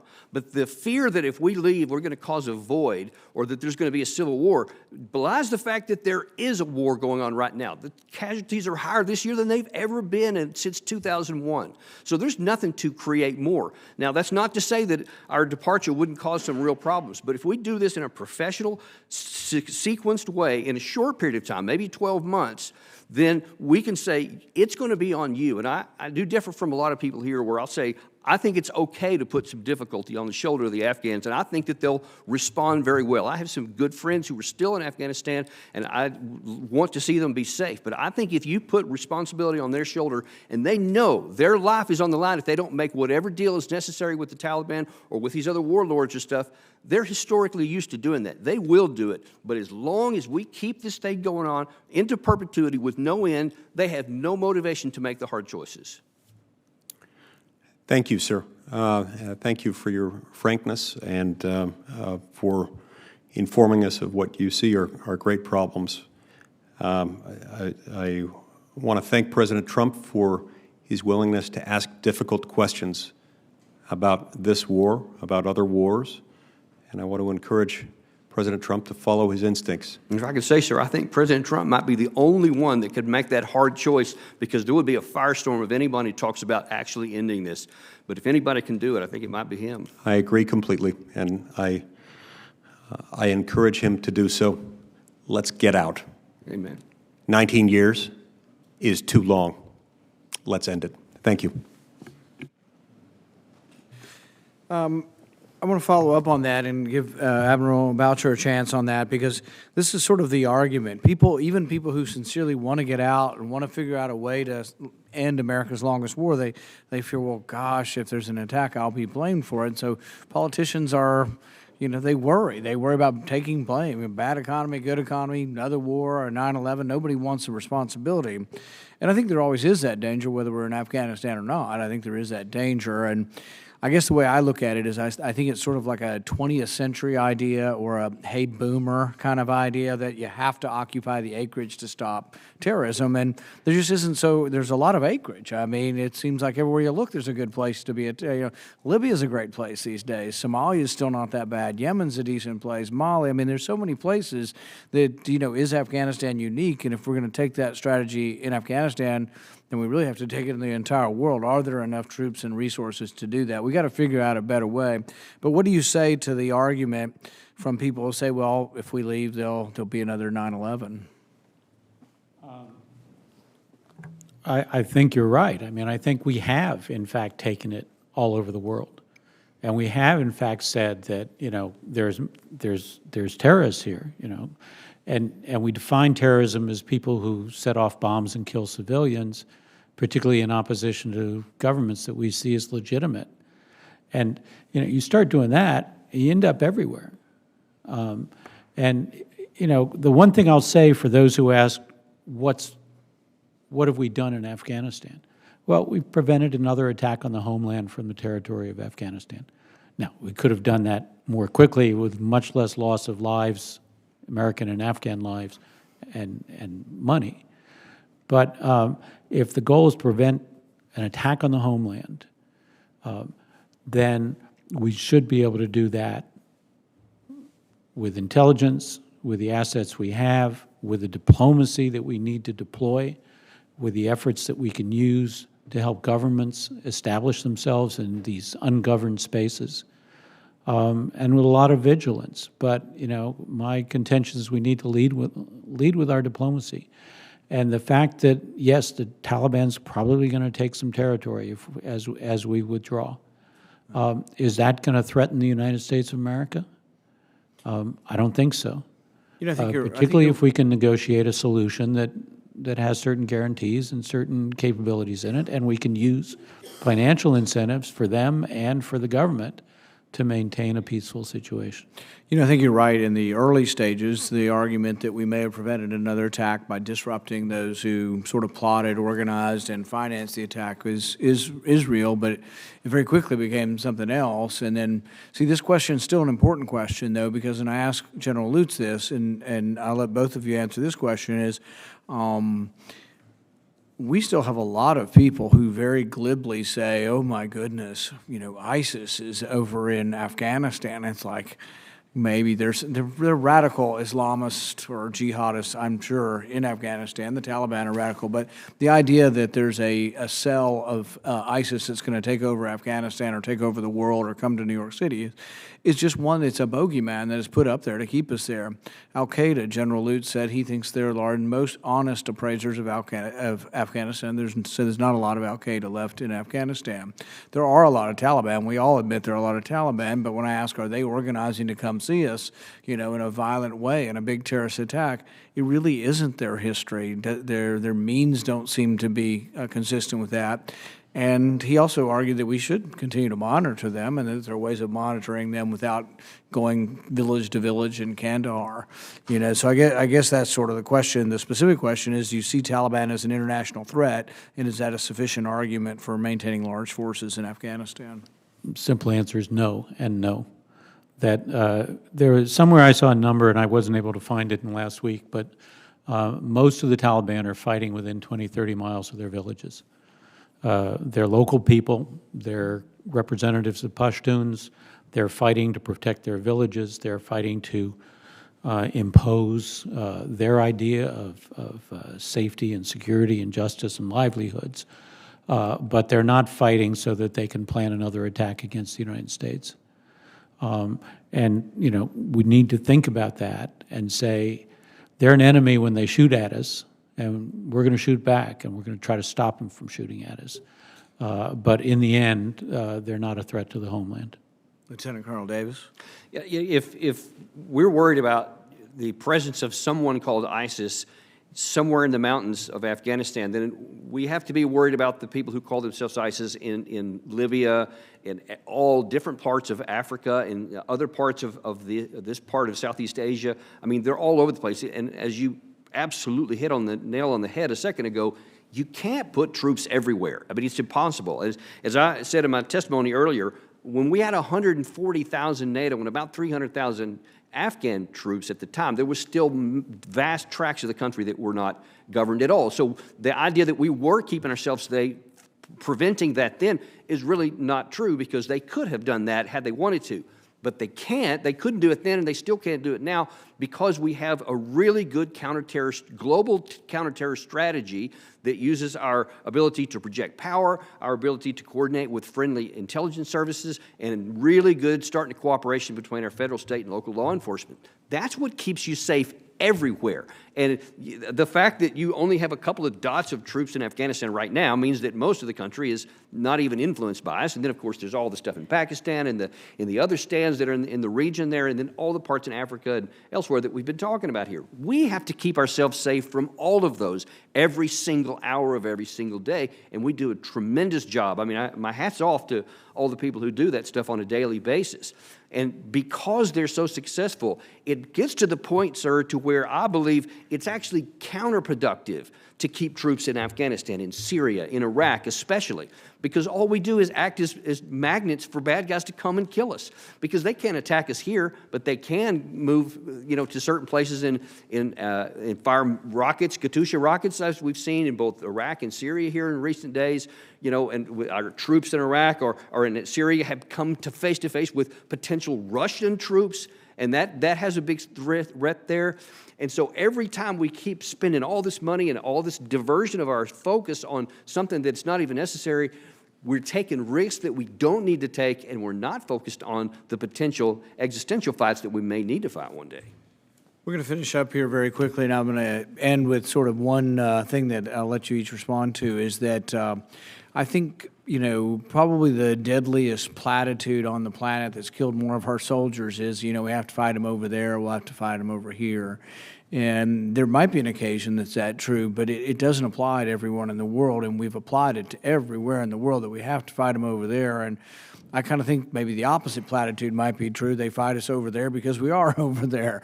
And platitudes probably aren't the best way to go into foreign policy, but you hear the argument all the time, Ambassador Boucher, that we have to fight them over there or they're going to come over here. And how would you respond? I guess I'd say let's look at where the attacks are, what happened, what kills Americans, who kills Americans. But also who's killed Brits, who's killed Europeans.